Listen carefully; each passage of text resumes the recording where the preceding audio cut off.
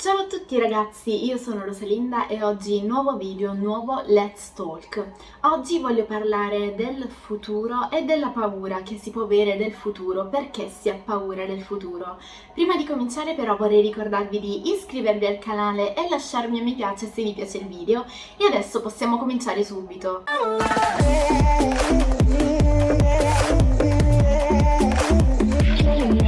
La paura può essere definita come un'emozione primaria di difesa contro una determinata situazione di pericolo, che può generare una sorta di reazioni fisiche. Quindi la paura del futuro in realtà è una condizione naturale e normale e può anche essere considerata necessaria proprio perché gioca un ruolo fondamentale nella sopravvivenza. Tuttavia può anche prendere la forma di un pensiero ossessivo, irrazionale, per qualcosa che non si conosce, che non si sa se accadrà mai, e in questo caso perde tutta la sua accezione positiva e diventa un'emozione negativa, diventa qualcosa di negativo e diventa perciò un ostacolo per la realizzazione di noi stessi e degli obiettivi della nostra vita. L'idea perciò ricorrente che qualcosa di negativo possa accadere nella nostra vita, come qualcosa di doloroso, di spaventoso, di terribile, ci porta ad una condizione di immobilismo e ad avere dei comportamenti evitanti, tanto che comunque abbiamo così tanto paura di quello che può succedere nel futuro che non vogliamo arrivare a compiere determinate azioni e perciò la paura non fa altro che bloccarci e bloccarci in una determinata situazione che magari non vogliamo neanche, proprio perché abbiamo semplicemente paura del cambiamento. Infatti in psicologia la paura del futuro è considerato uno spostamento, ovvero un modo per esprimere qualche altra paura, qualche altro malessere che in realtà si ha nel momento presente, e quindi si vuole spostare l'attenzione alla paura del futuro per evitare la paura di ciò che ci sta accadendo in questo momento, e quindi evitare la paura del presente. Quindi concentrarci su dei problemi possibili proprio per cercare di evitare i problemi che si hanno al momento. Capire perciò che la paura del futuro è in realtà un modo per non affrontare la situazione che si sta vivendo al momento presente, e quindi la paura del presente, è il primo passo per spezzare, diciamo, l'incantesimo, che quindi ci impedisce di vivere la realtà di ogni giorno, di cogliere le opportunità, e quindi ci porta in quella condizione di immobilismo che ho detto prima, e quindi ci fermiamo in una determinata situazione, nella determinata situazione, proprio perché abbiamo paura di andare avanti e abbiamo paura di cogliere le opportunità. Perciò il passo successivo sarebbe proprio quello di concentrarsi sul qui e ora. Per prima cosa quindi dobbiamo andare a fare una introspezione e conoscere meglio noi stessi, cosa vogliamo dalla vita, cosa vogliamo fare, che persone siamo e che persone vogliamo diventare. Questa presa di coscienza è fondamentale per mettere a fuoco i nostri obiettivi, quello che vogliamo diventare, quello che vogliamo fare, e quindi di vivere il presente e guardare al futuro con un occhio realistico e con una paura sana e non alimentata dalla confusione e dalla indeterminatezza generata dalla poca conoscenza di sé. La paura del futuro può essere uguale all'infelicità, perché il problema sorge quando questo tipo di sentimento inizia a controllarci e noi siamo così spaventati da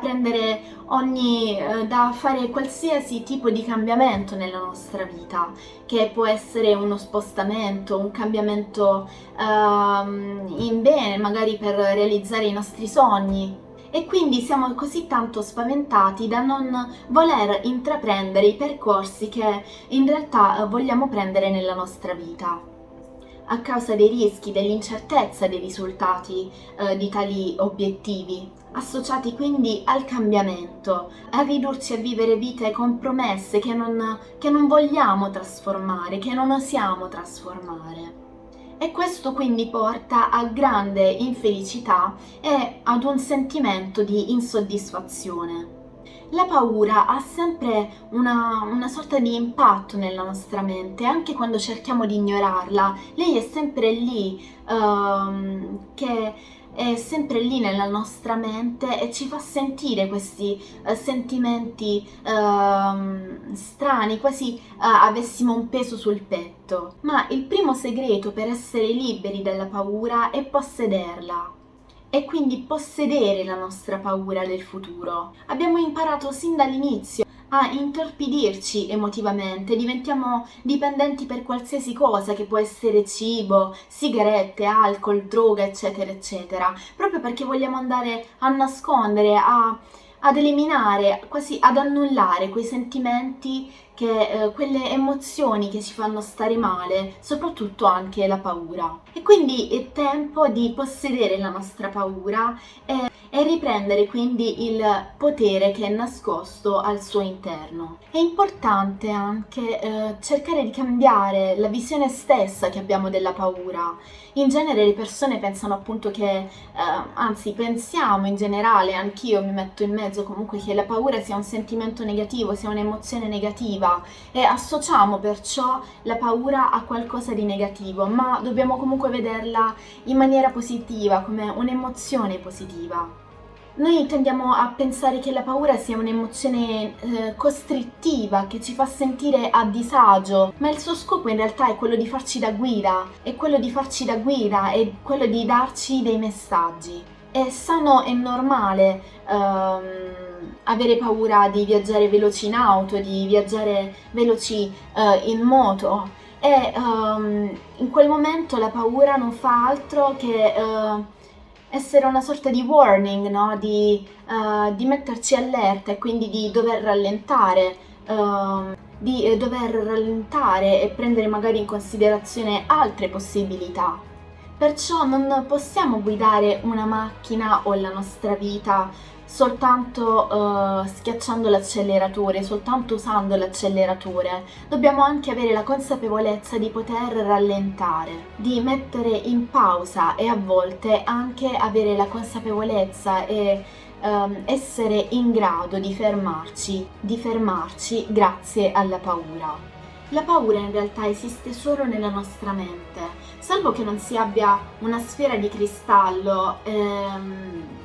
L'immaginazione è l'unica cosa che in realtà ci può connettere con il futuro.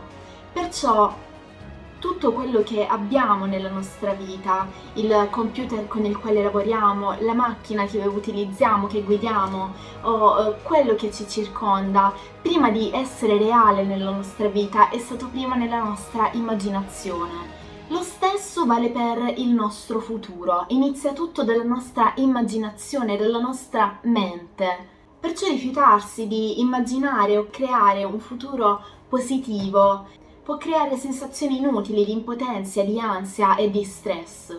Per molti è molto più facile immaginare cosa potrebbe andare storto, quindi cosa potrebbe andare storto, negativo, invece di immaginare, di focalizzarsi su quello che in realtà potrebbe andare bene, su quello che può andare positivamente. E in molti credono erroneamente che il loro modo di relazionarsi con il futuro in realtà non abbia impatto sulle loro vite. Invece ne ha, e anche molto. Fornisce speranza, concentrazione e cambia anche il modo nel quale ci sentiamo nel momento presente.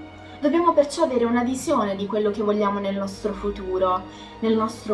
Senza una visione, la nostra mente può costruire e nutrire le nostre paure, tenendole vive e quindi attraendo cose negative nella nostra vita.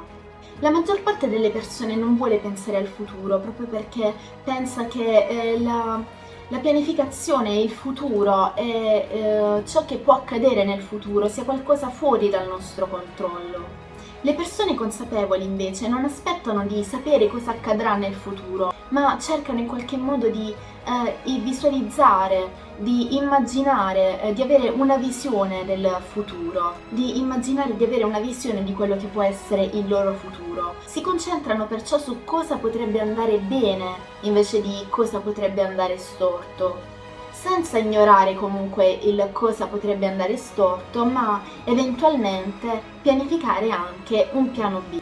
E niente ragazzi, questo è tutto per il video di oggi per quanto riguarda il futuro e la paura del futuro. Spero che il video vi sia stato utile o vi sia piaciuto e vi mando un grosso bacio e noi ci vediamo alla prossima. Ciao!